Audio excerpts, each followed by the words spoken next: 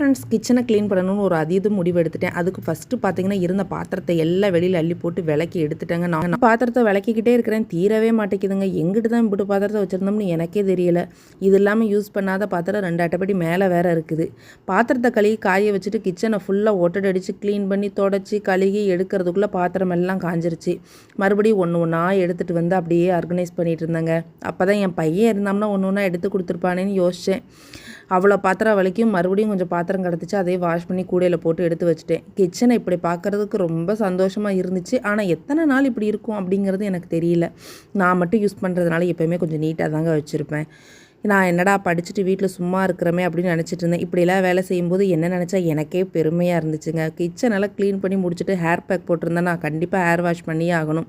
Hair wash பண்ணிவிட்டு அப்படியே ஆஹா அக்கடான்னு உட்காந்து அப்படியே சிக்க உடச்சிட்டு இருந்தேங்க. அப்படியே தூக்கம் தன்னால் வந்துருச்சு. நல்ல ஒரு தூக்கம் போட்டாச்சு.